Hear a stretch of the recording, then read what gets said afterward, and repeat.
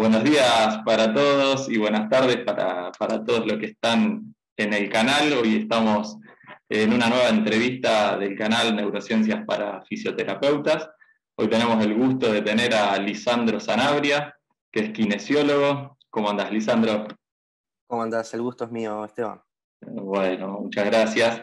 Lo vamos a presentar. Lisandro Nicolás Sanabria es licenciado en Kinesiología y Fisiatría, es experto universitario en neurorehabilitación, está formado en distintas técnicas kinésicas como la certificación en diagnóstico y terapia mecánica, certificación MDT. Nicolás Lisandro es casi doctor en neurociencias cognitivas, solo falta ahí la presentación de su tesis. Está cursando actualmente la maestría en fisioterapia respiratoria, es profesor de la cátedra de Neurología 2 y de técnicas en neurorehabilitación de la Universidad y Salud, es coordinador del equipo de neurorehabilitación, protocolo y evaluaciones del Hospital Nacional Bicentenario de Alta Complejidad Federico Luis Leloir de Esteban Echeverría, Buenos Aires, y es autor del libro Neurociencias del Control Motor. ¿Sí? Lisandro, si querés agregar algo más a esta presentación, te doy la posibilidad. Nada para agregar. Bueno, muy bien. Oriundo de Ciudad Evita, si querés. Muy bien, muy bien. Bastante completito el currículum, así que, bueno, no más para agregar. Me presento yo también, que es mi primera vez acá como entrevistador y director de la entrevista. Yo soy Esteban Ferrari, también soy licenciado en Kinesiología, también soy especialista en neurorehabilitación de acá en la Universidad del Gran Rosario y soy coordinador académico del Grupo Evolucionar, que somos un grupo de estudio, investigación y formación en neurociencias aplicadas a la rehabilitación física y al deporte. Bien, Lisandro está hoy con nosotros, nos va a comentar un poco sobre su experiencia laboral en los cuidados de terapia intensiva del hospital, nos va a comentar sobre su libro Neurociencias del Control Motor y nos va a comentar sobre un trabajo de investigación que estuvieron haciendo y llevando a cabo en el hospital a lo largo de este año con pacientes internados post-COVID. Así que, Lisandro, te doy el espacio para que nos comentes un poquito sobre tu experiencia laboral, tu recorrido laboral en este tiempo y comenzamos a charlar un poco sobre el libro, si te parece bien. Dale, espectacular. Bueno, en relación al hospital, que es lo primero que estamos encarando, ¿no? Estamos trabajando, yo me desempeño, aparte en el rol de kinesiólogo neuromotor, en el hospital me desempeño en el área también de cuidados críticos, como kinesiólogo respiratorio. Y bueno, en este último año encontramos, ya se sabe, está en boga la problemática de los pacientes post-COVID. Sobre todo nuestro hospital, en primer término, solo recibía pacientes COVID grave, derivados de otras instituciones. Y como sabemos bien, todos los pacientes con neumonía grave asociada al COVID tienen largas internaciones y requerimientos de asistencia respiratoria mecánica. Por lo tanto, es ley en ellos la polineuropatía. Siendo la polineuropatía, teniéndola en cuenta como una patología neurológica, es que la encaramos un tratamiento específico para esa patología y hicimos un análisis estadístico en relación a, que es lo que vamos a hablar más adelante, a la terapia convencional, kinésica, la que uno puede tener en piso, la que va por interconsultas, básicamente. Como para desentramar un poquito ese post-COVID como un problema post-COVID, no, en realidad podríamos tomarlo también en cuenta como cualquier paciente que sobrevive a un distrés grave que ha tenido mucho tiempo de internación. No es una cuestión del COVID. Eso es una conclusión que si querés te la digo acá, ya que no estamos solos, no nos está escuchando nadie. Buenísimo, perfecto. Ya vas tirando información para los quienes que estén mirando el video. Buenísimo, Lisandro. Si te parece bien, teníamos pensado empezar a charlar sobre el libro, pero ya que fuimos introduciendo el trabajo, podríamos arrancar con eso. Lisandro es autor de un trabajo de investigación que, como él comentó, se llevó a cabo en el hospital, que se tituló Análisis de resultados del servicio neuromotor versus tratamiento de estándar en pacientes post-COVID-19 en cuidados mínimos del Hospital bicentenario. Nos va a mostrar algunos resultados que como comentaba Lisandro, obtuvieron con la implementación de esta terapia neuromotor. Así que, Lisandro, te dejo abierto para que nos compartas. Dale, voy a eso. Voy a tratar de hacerlo breve, porque la estadística aburre, salvo al que le gusta, y no viene al caso. La verdad que lo que tratábamos de mostrar acá era comparar. ¿Se me ve a mí o se ve solo la pantalla? Vemos la pantalla y vos quedaste sin cámara, Lisandro. Bueno, no importa.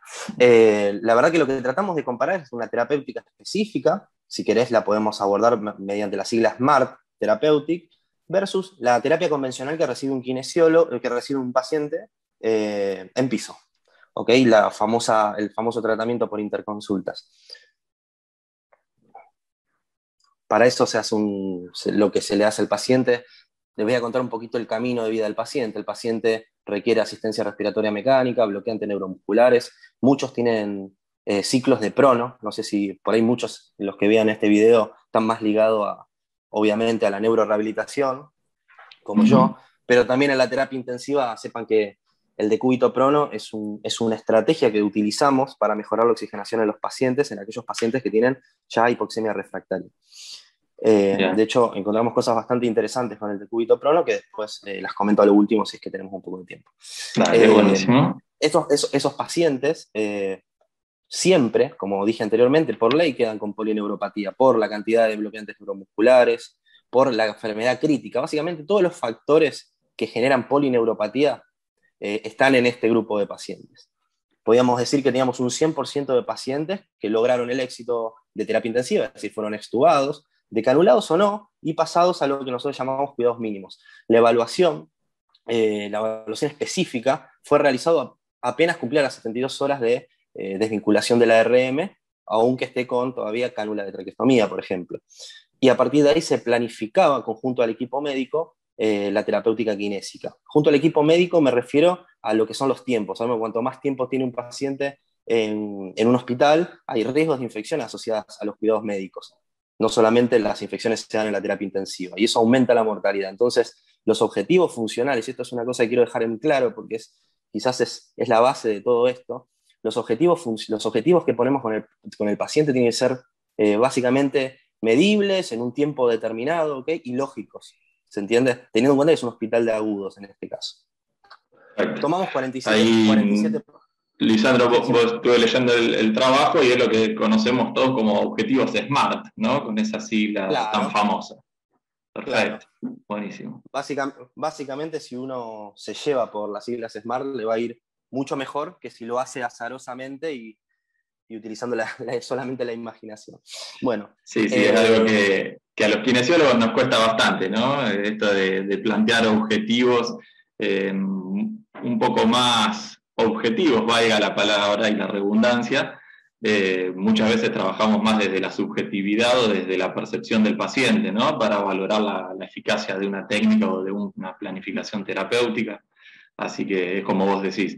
Creo que en parte esto de hacer ciencia de la kinesiología está dado por objetivizar lo que hacemos y que no dependa solo de cuestiones subjetivas.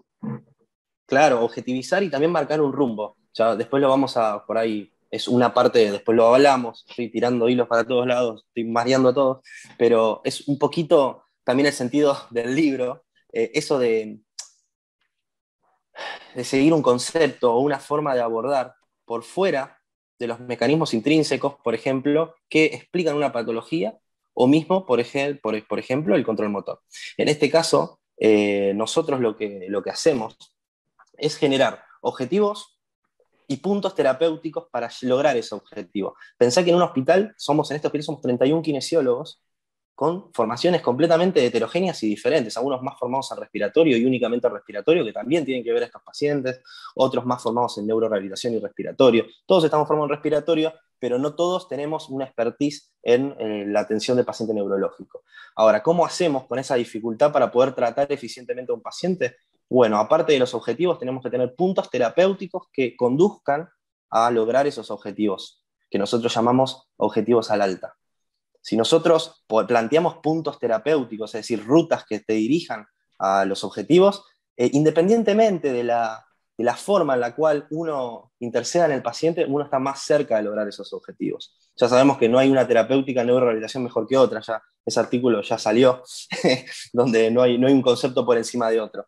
Bueno, esto viene un poco también por ahí. Tenemos básicamente 23 pacientes previos al servicio de neurorehabilitación, que es donde se realizaron encuestas, donde la toma de datos de la historia clínica y de historias de los valores, obviamente se le hacían evaluaciones previas, todos los datos de fuerza muscular, control de tronco, etcétera, fueron recaudados, y también posterior al servicio de neurorehabilitación, que fueron 24 pacientes, es decir, un 48 y un 51% respectivamente.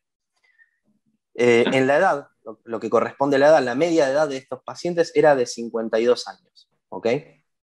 Perfecto. No había diferencias, uno puede decir, bueno, por ahí los pacientes posterior al armado del servicio tuvieron mejores resultados porque hay diferencias en las características de la población. Entonces uno lo que tiene que hacer mediante los procesos estadísticos es comparar, cortar, por ejemplo, la edad, ¿ok? La edad por los dos factores de grupo. Entonces vemos que no hay diferencias con significación estadísticas en ambos grupos, tanto post servicio como previos al servicio. Lo que sí hay y es importante, cambios en los tiempos de internación en UTI, previo al servicio y post servicio. Vamos a ver si estos son significativos o no son significativos. Como son de distribución no normal, los explicamos con Boxplot. Hay también diferencias pero sin significación estadística en relación a los días de bloqueantes neuromusculares. Es decir, no solamente las poblaciones son semejantes y hay mejores resultados, que ya los vamos a ver, en los pacientes donde se les realizó una terapéutica específica, sino también tuvieron estos pacientes más días de utilización de bloqueantes neuromusculares con todo lo que eso conlleva. Pero, en amor a la verdad, te puedo decir que no hay diferencias significativas entre los grupos. Si es verdad, en números brutos hay una relación de 3 días más de bloqueantes neuromusculares por grupo. La verdad es que no hay diferencias, una vez que lo pasa un estadista, no hay diferencias con significación estadística entre ambos. Vamos a saltear el PRON y los bloqueantes neuromusculares, porque esto es más para los interesados en respiratoria. Las características tóraco-pulmonares, mediadas por las características mecánicas, hablemos de compliance, delta P, son parecidas, sin diferencia con significación estadística también, como podemos ver acá. Es decir, estamos hablando de pacientes con la misma gravedad al nivel del sistema respiratorio. Perfecto. Lisandro, ya que estamos hablando en la diapo anterior de los bloqueantes neuromusculares, ¿querés comentarnos un poquito por qué se usan estos bloqueantes neuromusculares en la terapia intensiva? Sí, vos cada vez que quieras que especifique algo, yo a veces lo trato de hacer más simple y quizás esa simpleza viene mal. Así dale, dale, tranquilo. Por ahí los que no estamos tan acostumbrados, por lo menos desde mi ámbito, en trabajar con patologías respiratorias y menos en cuidados intensivos, creo que es una pregunta que suma para darle un mejor contexto al trabajo. Bueno, hay dos motivos importantes. El primer motivo, el bloqueante neuromuscular disminuye el consumo de oxígeno de la musculatura esquelética. Pero eso no es, en un paciente distresado severo, eso es muy importante, porque vos necesitas que el oxígeno vaya a los órganos diana, ¿okay? Que no es justamente en este caso la musculatura esquelética. Pero más importante que eso, necesitas que el paciente literalmente no se mueva, porque está con una ventilación que nosotros llamamos ventilación protectiva, la cual es muy incómoda. Y si estás despierto es muy difícil de tolerar. Estamos hablando de tiempos inspiratorios 3 veces más cortos que lo normal. Estamos hablando de frecuencias 2 o 3 veces más amplias, o no más amplias, sino más repetidas, con mayor frecuencia respiratoria. Estamos hablando de si un paciente necesitó elevadas PIP, una presión al final de expiración muy grande. Es decir, un paciente despierto no toleraría sin asincronías esa ventilación mecánica. Por lo tanto, se lo duerme, se lo deja en un RAS -4, -5 y se le suma bloqueantes neuromusculares. Excelente, perfecto, Lisandro. Es importante destacar que los bloqueantes neuromusculares son una de las conductores directos a la polineuropatía. Hay muchos, si el que esté interesado busque factores desencadenantes de la polineuropatías externas al paciente, hay factores propios del paciente y factores externos al paciente. En los factores externos al paciente están los días de UTI, bloqueantes neuromusculares, la patología crítica, trastornos metabólicos traídos por la patología crítica, etcétera, etcétera. Voy a pasar esto, ya lo hablé. Y vamos a los kines más nos gusta, ¿no? La fuerza muscular. Bueno, hay una diferencia, la verdad, bastante importante. Acá no puedo ver los cuadritos, no puedo ver, no me deja ver los cuadritos porque no tengo descargado el PowerPoint del iPod. Pero bueno, hay una diferencia significativa en la ganancia de fuerza muscular medida por la NMRC entre los pacientes post-servicio de neurorehabilitación y previo al servicio. Créanme, no se ve ahí, pero la verdad que la diferencia da con cambios significativos, diferencias significativas. Nosotros hicimos una adaptación del TCT por la facilidad de tomarla. El TCT en realidad es una escala de control de tronco que se usa para el stroke, no para polineuropatías, esto lo quiero aclarar, pero la verdad que teniendo esta heterogeneidad que yo les comenté entre los profesionales, hay escalas un poquito más, vamos a decirlo, copadas para utilizar, pero la verdad que a la hora de querer hacerlo, transformarlo en un trabajo y que sea realizable por todos, se complicaba bastante. Pero la verdad hay una mejora importantísima también en lo que es el control de tronco, y ahí sí se ve una P menor a 0,01, lo cual significa que hay cambios significativos entre los dos grupos en relación al control de tronco. Esto es lo que yo comenté. Bueno, nosotros decimos, bueno, tienen más control de tronco, tienen más fuerza. Bueno, pero puedes estar 30 años con el paciente. No, la verdad que hay una disminución muy interesante en los días de cuidados mínimos, es decir, en los días de hospital, luego de la vinculación de la ARM, el paciente se iba antes a la casa. Por lo tanto, y si usamos el índice canadiense de riesgo de infección intrahospitalaria, tenemos una disminución con diferencias significativas entre grupos en el riesgo de infección. Es decir, el paciente no solo se va mejor, sino que se infecta menos. Y eso también lo podemos traducir en costos. El paciente le sale más barato, en este caso un hospital público, le sale más barato al Estado. ¿Por qué? Porque se infecta menos, necesita menos antibióticos y ocupa menos tiempo una habitación. Bueno, son datos sumamente relevantes, Lisandro, desde todo punto de vista, ¿no? Desde lo sanitario hasta lo económico, como vos muy bien lo comentabas. Perfecto. Y viste que por plata baila el mono y siempre tenés que poner la cuestión económica. Sí, no, tal cual.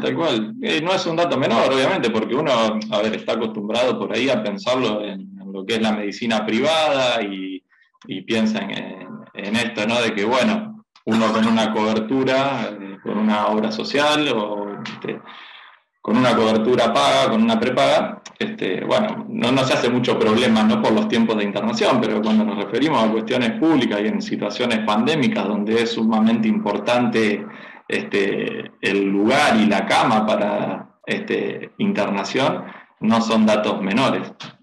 No, desde ya es muy importante y por eso intentamos plantearlo. Si vos te fijás, es un índice, es un producto, es una multiplicación. Y que uno tenga menos días, menos días en un hospital, eso repercute directamente en el índice de riesgo de infección.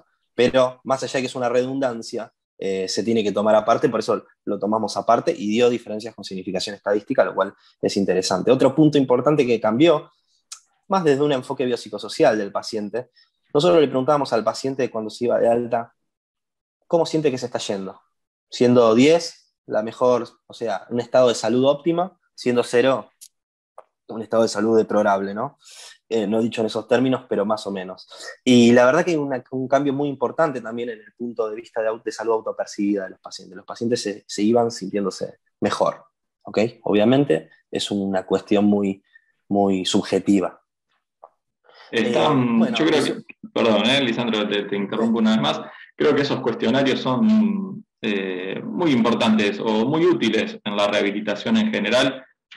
Nosotros solemos usarlo bastante en nuestros pacientes y está bueno porque también nos ayudan a determinar objetivos terapéuticos, porque de esa forma uno puede conocer cómo siente que la patología en sí o que el problema de salud está impactando en la salud o en la calidad de vida de la persona que lo padece, ¿no?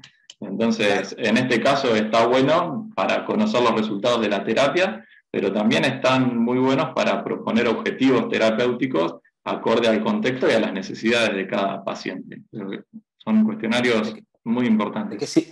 ¿De qué sirve no que el paciente se vaya con más fuerza, más control de tronco si después no lo percibe, no lo puede utilizar tampoco, no lo interpreta y no le sirve para la vida? Entonces yo creo que también, como bien decís vos, va muy por ahí.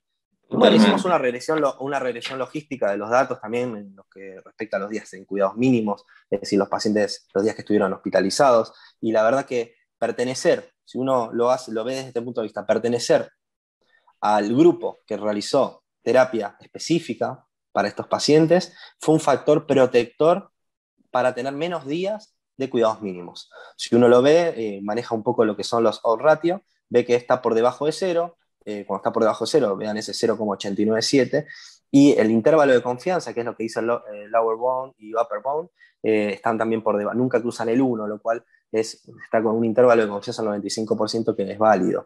Es decir, estos pacientes tenían casi una vez más de chances, o sea, de menos días, de casi un día menos por paciente en cuidados mínimos, lo cual es un montón.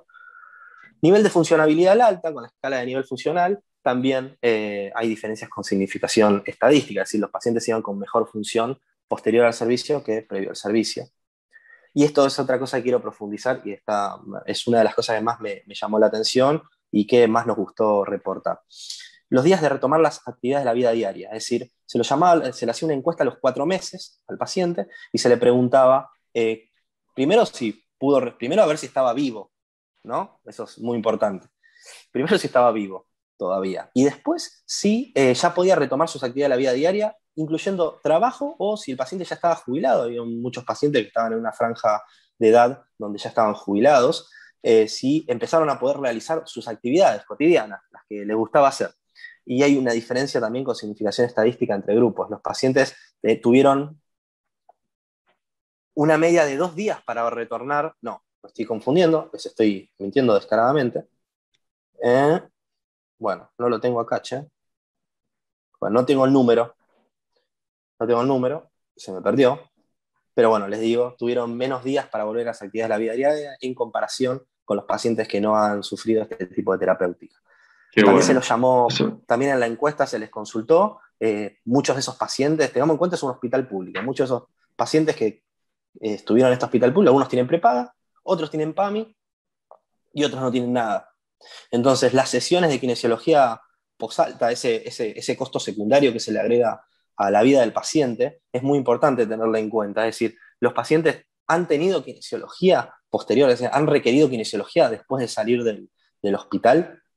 Bárbaro, se trató de descartar a todos esos pacientes que han necesitado kinesiología según nuestra ficha de alta, pero que no la han tomado por decisiones personales o por falta de llegar al kinesiólogo a su domicilio, y sin haber diferencia o significación estadística en el descarte de esos pacientes, se encontró una media de 22 días de kinesiología para el grupo que no sufrió de esta kinesiología específica, versus 2 días, casi 3 días del otro paciente. Y esto da también una P menor a 0,01.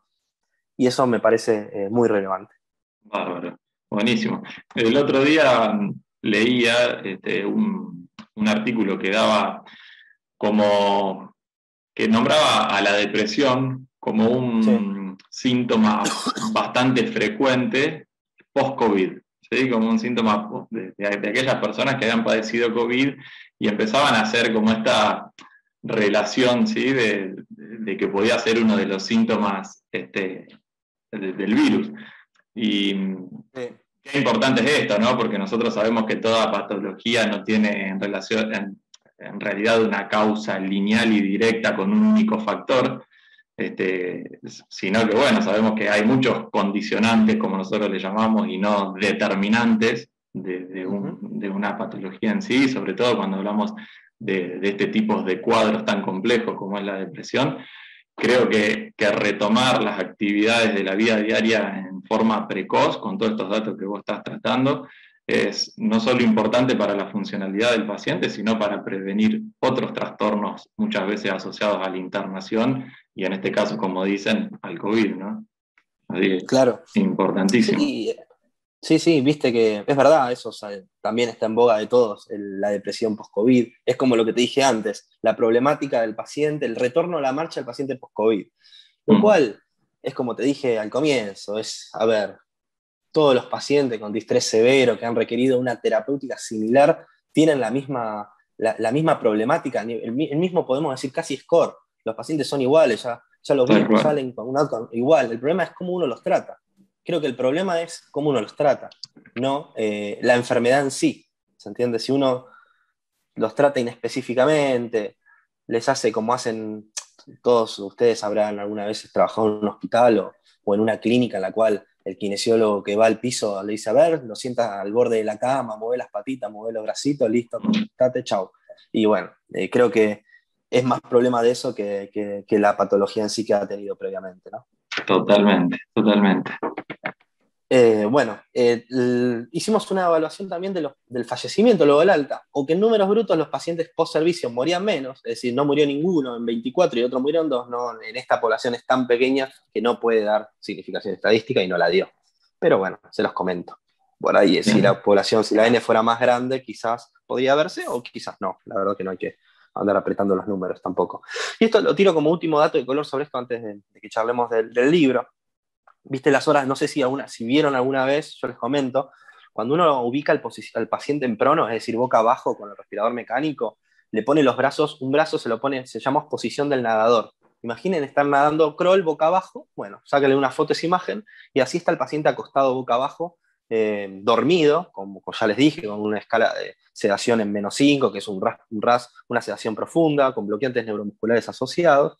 El paciente ahí está horas. Depende de los protocolos de cada hospital, algunos le cambian la posición de los brazos y la rotación del cuello y las piernas cada 16 horas, algunos cada 24, en el mejor de los casos. Después también sabemos que hay algunos que no lo cambian nunca, pero bueno, eso ya están trabajando por fuera de las recomendaciones. Ahora, encontramos algo muy interesante, aunque la muestra es chica, que los pacientes los pacientes que superaban las 72 horas de carga en decúbito prono, o sea, nosotros en vez de dicotomizar la variable y decir, bueno, ¿hizo decúbito prono? Sí, no, ¿y cuántas? Nosotros hicimos las horas, es decir, la carga en la que ese plexo braquial estuvo en estiramiento, ya sea total o parcial. Y vimos que después de las 72 horas intercurrían directamente con, una vez que se los evaluaba una vez que ya estaban desvinculados de la ARM y se le hacía la evaluación inicial, esos pacientes tenían más incidencia de afectación del plexo braquial. Ya hay estudios previos que relacionaban el COVID, miren qué básico, el COVID con la afección del plexo braquial. No era el COVID, es el decúbito prono. Claro. Es esa posición. Ahora, lo que nosotros queríamos ver es, a ver, está bien, es el decúbito prono, ¿el prono lo podemos evitar? No, la verdad que no, le salva la vida a los pacientes. Es nuestra estrategia final y una de las más efectivas que tenemos. ¿Qué hacemos? Bueno, hay que aumentar más la rotación de los miembros o modificarlas, ¿ok? Estamos trabajando en eso ahora, haciendo esta misma reproducción y cambiando el tiempo en el cual se cambia el posicionamiento para ver si hay cambios. Totalmente. Uno vuelve, Lisandro, un poco a lo que hablábamos de la depresión, ¿no? Busca la causa lineal con la patología en sí, y en realidad depende muchas veces de otros factores, como ahora vos decís, más una cuestión de posicionamiento que del propio COVID.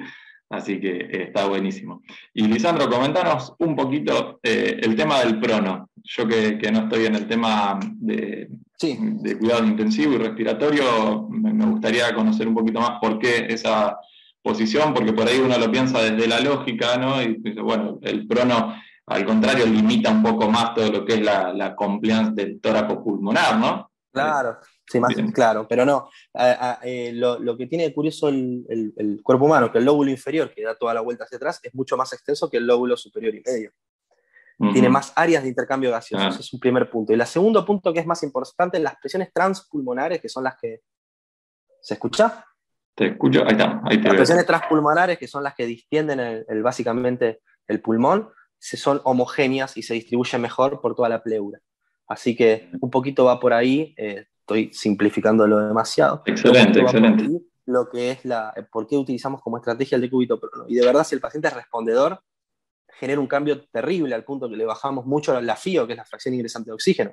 Por ahí tenemos pacientes que decúbito supino necesitan 100% de FIO, nosotros respiramos al 0,21, y cuando nos ponemos decúbito prono le podemos bajar a 0,6, a menos de 0,45, que son rangos no muy perjudiciales de oxígeno tóxico. Genera higienización, colapso, un montón de cuestiones, liberación de radicales libres, y un montón de cuestiones que hacen mal a los pulmones, ¿no? Perfecto, y eso sumado a los cuidados posturales, la prevención de escaras, todos los cuidados que uno conoce del Sí. abordaje en terapia intensiva. Buenísimo, Lisandro. ¿Alguna conclusión más que nos quieras comentar sobre el estudio? No, creo que el punto que uno es como ya partía de una verdad, porque uno cuando a vos te debe pasar también cuando trabajás con el paciente, cuando vos al paciente previamente lo trabajaste en tu escritorio de tu casa, es decir, planificaste qué vas a hacer con el paciente, posteriormente a evaluarlo, no sé si te va a ir bien, pero te va a ir mejor, porque ir bien, ¿qué es ir bien, no? Pero te va a ir mejor que cuando uno lo hace azarosamente. Y creo que, como bien dijiste al comienzo, eso es lo que le cuesta al kinesiólogo. Eh, ¿Qué es lo que nos diferencia con el médico? Bien, Más allá de la carrera, que son dos carreras diferentes. Pero nosotros muchas veces nos guiamos por la intuición, por la experiencia, por un montón de cosas que hacen mal, bien, que al final de cuentas no es lo mejor. La experiencia puede ser buena o puede ser mala. Si uno estuvo toda la vida en el lugar equivocado, bueno, la experiencia esa no es muy positiva a la hora de ejecutarla con un paciente. Para eso totalmente. está la literatura y la evidencia científica, plasmarla con el paciente, que el paciente esté de acuerdo, ¿no? Eso es muy importante, y poder valorarlo, mesurarlo en el tiempo, todo el tiempo. Totalmente. Coincido a pleno. Por otro lado, te felicito. Muy clara la disertación y súper interesante el trabajo también, sobre todo en esta época, como hablábamos antes, que hay tanta necesidad, o hubo en su momento, esperemos que no vuelva, de liberación de camas. Así que, bueno, felicitaciones. Nosotros como grupo, en parte, comenzamos a indagar y a meternos más en el tema de la neurociencia, buscando respuestas a la planificación, como vos decías, porque muchas veces nos encontramos que los kinesiólogos estamos formados en técnicas y poco en razonamiento, y poco en objetivación, y poco en medición, y muchas veces pasamos de la práctica, primero hacemos la técnica y después queremos justificarla con algo de conocimiento, y nosotros desde las neurociencias buscamos, creo que el camino inverso, ¿no? De ir Lo, del fundamento a la práctica y no de la práctica al fundamento. lo que estás diciendo, y por eso los valoro tanto como grupo, a vos, a Lucas, es que justamente eso, bueno, es música para mis oídos. Es un planteo que siempre me hice y que verdaderamente me generaba conflictos dentro de la neurorehabilitación, sobre todo en Latinoamérica.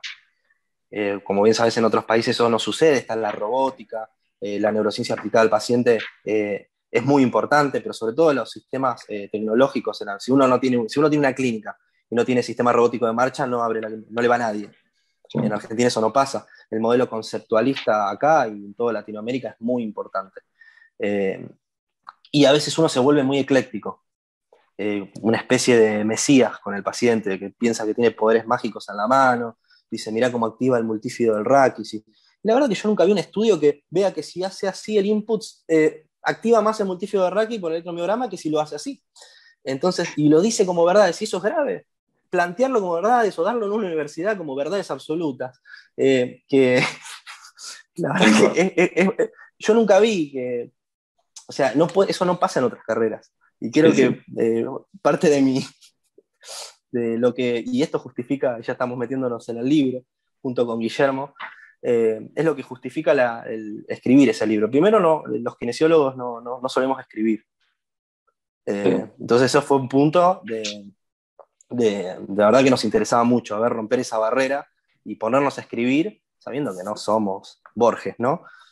Y segundo, es justamente esto que acabaste de decir, de que siempre se parte desde conceptos, se parte desde la técnica, a ver qué pasó con el paciente y la justifiqué, no, mirá, lo que pasa es que ahí el cerebelo y dice una sarta de Mm, cosas que no tiene nada que ver, es una justificación interna, como uno se está mintiendo. Y no partimos al totalmente. revés, el normo funcionamiento del sistema nervioso, para decir, bueno, si esto funciona así y la patología afecta esto, bueno, ¿cómo tengo que hacer para lograr esto? ¿Entendés? Creo que un poco lo que es la neurociencia aplicada al control motor, ya sea para, ¿cómo te puedo decir? Ya estoy entrando para otro tema de las consultas del libro. No Dale, solamente dale, para dale que revisar, lo vamos introduciendo, así que buenísimo. no es, no es solamente, si no me pongo robot, si no se pregunta y respondo solamente me pongo No, robot. no, ni hablar. Eh, eh, Creo que el libro nosotros con Guillermo no lo generamos para kinesiólogos nada más, no es que lo hicimos para atender pacientes. La verdad que no hay, salvo algunos ejemplos clínicos y cuestiones personales que hemos visto para dar un ejemplo didáctico de algo que estamos explicando, que no lo generamos nosotros. ¿Por qué? Porque el libro se la podría ver como, este libro fue una revisión narrativa, generado de experimentación con animales, con seres humanos, mediante también imagenología, literatura primaria también. O sea, es una revisión de lo último sobre diferentes estructuras que actúan sobre el sistema motor y sobre cómo se dan esos movimientos. Entonces es una revisión bastante actualizada, creo que llegaba hasta enero del 2019, si no me equivoco, el último artículo que sumamos, pero no, para hacer una conexión con el que lo está leyendo, metíamos cuestiones personales, algunas quejas, algunas cuestiones que por ahí un kinesiólogo va a saberlas sacar mejor. Como por ejemplo, ahora me estoy acordando de una sola cosa, porque te dije lo del dedito y el multífilo de raquis, ¿viste? El dedito para arriba, el golpecito, el traqueteo, y dijimos, bueno, se está generando un signo local, quizás son todas llamadas al mismo teléfono, es lo mismo. Quizás cambia con qué técnica uno lo está haciendo, pero la verdad que quizás es exactamente lo mismo. Y la explicación de por qué lo genera no es la que uno mediante el concepto le han muchas veces enseñado. Pero Sí, bueno, eso totalmente. Totalmente, eso que vos decís es muy cierto. Creo que todos venimos, por lo menos de las formaciones, y no hace tanto. Yo no hace mucho que terminé la carrera, hace unos 6 años, y tengo la formación que vos explicás, que nos corrijan el posicionamiento del pulgar y de la muñeca como si eso fuera a influir en la respuesta del paciente o en un cambio tisular real. Así que creo que está bueno. Nosotros... Lo hablé con un amigo neurocirujano. Lo hablé con un amigo neurocirujano, estábamos... Bueno, le voy a decir, me estaba enseñando a poner un catéter de PIC para medir presión intracraneal, ayudando. Yo estaba mirando, vamos a decir. Y después estábamos hablando de cuestiones de kinesiología y le hablaba de esto, de las técnicas, cómo nos corrigen, etc. Y él me decía, yo cuando abro y tengo que cortar, no se fijan si tengo el codo acá o más acá. Lo importante es el objetivo de incisión. Entonces, vos fijate qué locura. El tipo que verdaderamente te está tocando el cerebro. Nosotros influenciamos sobre el sistema nervioso. Y eso es muy importante. Pero esto te lo está tocando, directamente un bisturí, por ejemplo. Y no le están corrigiendo a ver cómo pone el codo. Tal cual, sí, totalmente. Era un dato de color. Nosotros cuando nos iniciamos en dar formaciones en relación a neurociencias aplicadas, gran parte de las formaciones se avanzaban en esto, ¿no? En plantear fundamentos y cuestiones lógicas de tratamiento y planificación, y la verdad que de técnicas o herramientas dábamos muy poco. Hoy en día tuvimos la capacidad, con el seguir estudiando y con el seguir formándonos, de hacer una bajada mucho más práctica y clínica, pero sin embargo lo que uno da desde la clínica da el fundamento, ¿no? Y después uno lo aplica a su forma, a su manera, adaptado al paciente que tiene, al contexto del paciente, y la realidad es que la técnica y la forma de ejecución son muy variantes siempre y cuando uno tenga en mente, como decís vos, el objetivo del tratamiento y la lógica de aplicación de las herramientas, ¿no? Creo que esa es la esencia del trabajo nuestro. Lo hablábamos con Guillermo, es el otro coautor del libro. Eso, comentanos, ya que lo nombraste un par de veces, quién es Guillermo. Bueno, Guillermo es un tipo, primero, con una experiencia terrible. Es un tipo que nunca vi una persona con un razonamiento clínico tan agudo. La verdad, no es que le esté chupando las medias, pero es así. Aparte de su formación, tiene una formación, es internacional la formación que tiene él, ha visto muchísimas cosas y tiene mucho que ver con la conformación de estas problemáticas que hicieron al libro, a la escritura de este libro. Y si uno se pone a pensar los grandes exponentes de la neurociencia aplicada y que ha generado cambios en la terapéutica de los pacientes, uno, por ejemplo, puede pensar en Bach y Rita, es el que descubrió la sustitución sensorial, que eso después da lugar a la restricción del lado sano, por ejemplo, ¿no? Vos fijate cómo lo que en realidad está haciendo es, desde el conocimiento de la neurofisiología, aplicarla y adaptarla a un paciente. No está usando ningún concepto, ningún nada de eso. Está pensando como Entonces, si me preguntan qué es el libro este, es el manual de instrucciones de nuestro sistema nervioso en relación con lo motor, nada más. Y es un montón decirlo, porque la verdad que se sabe un 2% de lo que se puede saber de qué es lo que nos dirige el movimiento. Como bien debes saber, los modelos de control, los conceptos de control motor, las teorías de control motor, cambian todo el tiempo. Cada 12 años te están cambiando. Ya tenemos como 22 teorías diferentes del control motor. Las últimas se están solapando y agarran un poquito de esto y un poquito de lo otro y un poquito de esto y le agarra esto y le ponen un nombre. Y de eso se trata, no hay una teoría del control motor, creo yo. El día, si el sistema nervioso fuera tan simple, nosotros seríamos tan básicos que no estaríamos preguntándonos por el sistema nervioso. Tal cual, tal cual. Por otro lado, bueno, sabemos y nosotros pensamos también que no podemos hablar solo del sistema motor, sino hablamos del sistema límbico, de las cuestiones cognitivas, sensoriales, ¿sí? Sobre todo nosotros hablamos muchas veces de la persona, porque nosotros trabajamos con personas, ¿sí? Y el movimiento o la capacidad de movimiento de una persona no se puede dividir como si fuera un sistema solo aparte, que no tuviera conexión con todo el resto, sino que creo que dentro de la terapia lo importante es eso, ¿no? Trabajar sobre la persona, sobre el contexto de la persona y conocer que el sistema motor también está influenciado por cuestiones cognitivas, por cuestiones límbicas, por cuestiones sensoriales, y que desde ese punto de vista nosotros podemos optimizar también el control motor. ¿Sí? Como pasa, por ejemplo, en una de las formaciones que damos nosotros sobre kinesiofobia. Y la fobia es un miedo irracional al movimiento, y cómo las cuestiones cognitivas y las creencias catastróficas que uno tiene muchas veces vinculadas al dolor o a la misma lesión, impactan sobre el movimiento. ¿Sí? Y no solo sobre el movimiento voluntario, sino también mecanismos inhibitorios a nivel centrales que hay sobre las neuronas o las redes motoras. Entonces, como vos decís, digamos, sumamente complejo, que no hay una única explicación, sino que, bueno, es cuestión de seguir el paso a paso del avance de las neurociencias para poder tener una mejor comprensión y una mejor planificación del tratamiento. Es que eso es lo que está de bueno de la neurorehabilitación. Estamos obligados a ser artesanales. Obligados por lo gigante del problema. Estamos obligados. Pero lo que uno puede hacer, y ya estoy mezclando las dos cuestiones que nos convocaron hoy, es, ok, el paciente tiene esta enfermedad, mi conocimiento actual me dice todo esto, y creo que el camino, los objetivos son estos, entonces el camino que tengo que tomar es este, independientemente de cualquier modalidad o concepto, y nunca al revés. Creo que, y ahí está la formación continua y la búsqueda incesante del conocimiento y la nueva actualización sobre qué es lo que va ocurriendo. Estamos obligados en la neurorehabilitación. Es verdaderamente...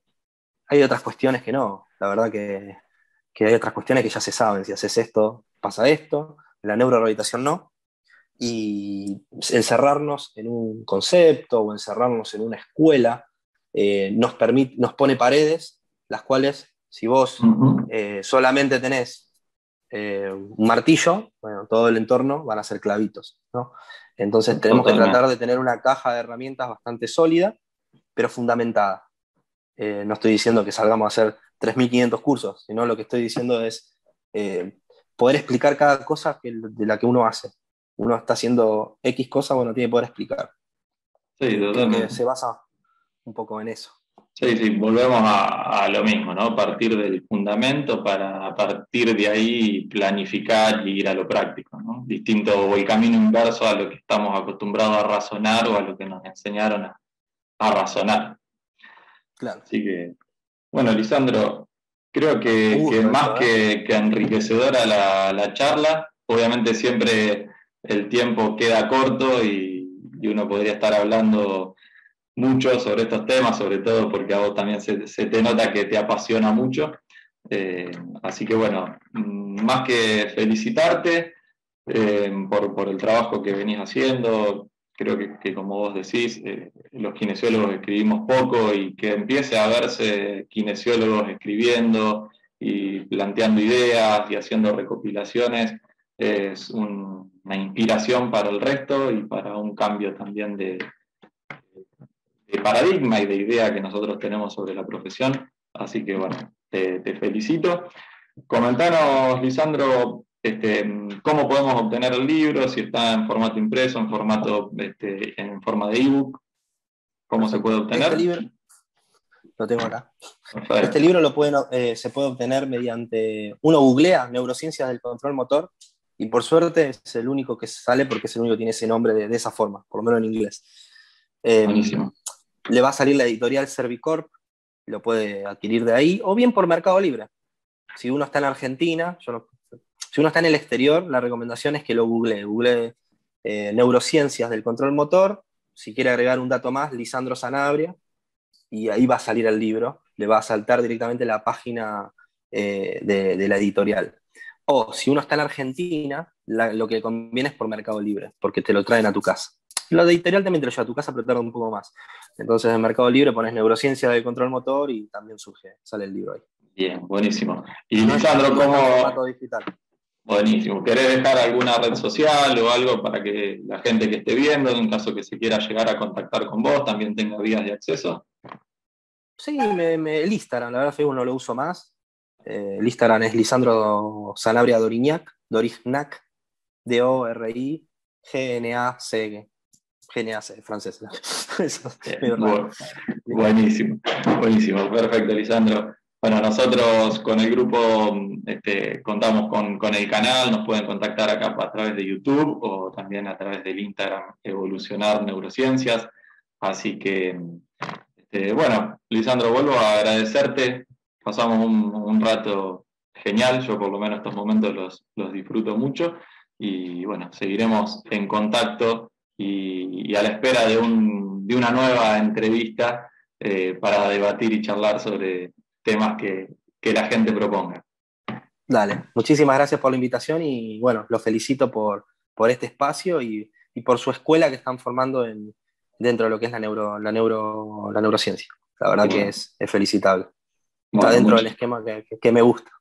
Muchas gracias y igualmente felicitaciones para vos. Y como decís, como compartimos ideas, vamos a seguir en contacto por un largo tiempo más.